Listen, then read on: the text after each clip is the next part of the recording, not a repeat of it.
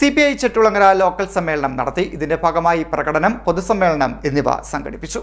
CPIയുടെ 25ാം party കോൺഗ്രസിന് മുന്നോടിയായി CPI Chettikulangara local സമ്മേളനം നടത്തി. ഇതിനോടനുബന്ധിച്ച് പ്രകടനം, പൊതുസമ്മേളനം, പ്രതിനിധി സമ്മേളനം എന്നിവയും സംഘടിപ്പിച്ചു. പ്രകടനം കണ്ണമംഗലം ഗുരുമന്ദിരം ജംഗ്ഷനിൽ നിന്നാണ് ആരംഭിച്ചത്.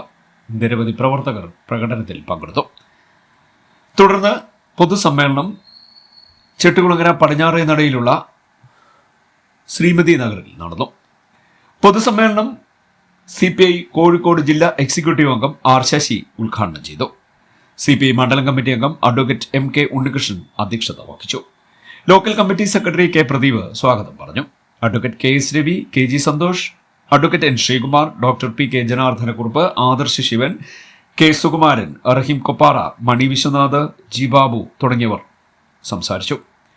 സ്വാഗത സംഘം ജനറൽ കൺവീനർ ജയകുമാർ നമ്പിയുടേത് കൃതജ്ഞത പറഞ്ഞു. മൺമറഞ്ഞ പ്രവർത്തകരുടെ കുടുംബാംഗങ്ങളെയും മുതിർന്ന പ്രവർത്തകരെയും സമൂഹത്തിലെ ബഹുമുഖ പ്രതിഭകളെയും സമ്മേളനത്തിന്റെ ഭാഗമായി ആദരിച്ചു. പ്രതിനിധി സമ്മേളനം CPI ആലപ്പുഴ ജില്ലാ എക്സിക്യൂട്ടീവ് അംഗം അഡ്വക്കേറ്റ് CA അരുൺകുമാറാണ് ഉദ്ഘാടനം ചെയ്തത്. 1956 നവംബർ 1 ഐക്യ കേരളം നിലവിൽ വന്നു. 1957 കേരള നിയമസഭയിലേക്ക് തെരഞ്ഞെടുപ്പ് നടന്നപ്പോൾ ആദ്യ തെരഞ്ഞെടുപ്പിൽ ഇന്നുവരെ കേരളത്തിന്റെ രാഷ്ട്രീയ ചരിത്രത്തിൽ ഒരു പാർട്ടി ഒറ്റയ്ക്ക് അധികാരം കൈയാളിയിട്ടുണ്ടെങ്കിൽ അത് ഈ പാർട്ടി മാത്രമാണ്, CPI.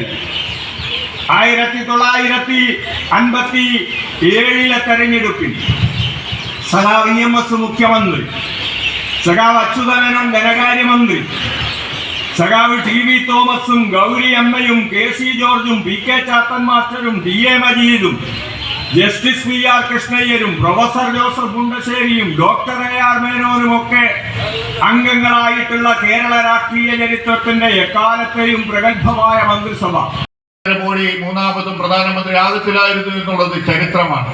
എന്തായാലും കമ്മ്യൂണിസ്റ്റ് പാർട്ടിയുടെ 25ാമത് പാർട്ടി കോൺഗ്രസിൽ BJPയുടെ ഈ ഫാസിസ്റ്റ് ഭരണത്തിനെതിരെ, വർഗീയ ഫാസിസ്റ്റ് ശക്തികൾക്കെതിരെ നടത്താൻ പോകുന്ന ഉജ്ജ്വലമായ പോരാട്ടങ്ങൾക്ക് വേദി ഒരുക്കുവാനും അതിനാവശ്യമായിട്ടുള്ള സംഘടനാ പ്രവർത്തനങ്ങൾ നടത്തുമ്പോഴും ഈ ജനാധിപത്യ സംസ്ഥാനത്തും ജനാധിപത്യ രാജ്യത്തും ഏറ്റവും വലിയ പാർട്ടി എന്നുള്ള രൂപത്തിൽ കമ്മ്യൂണിസ്റ്റ് പാർട്ടി എടുക്കുന്ന രാഷ്ട്രീയ തീരുമാനങ്ങളോടൊപ്പം ഈ നാട്ടിലെ ബഹുജനങ്ങളെല്ലാം അണിനിരക്കുമെന്നുള്ള ഉത്തമ ബോധ്യത്തിന്റെ അടിസ്ഥാനത്തിൽ ഈ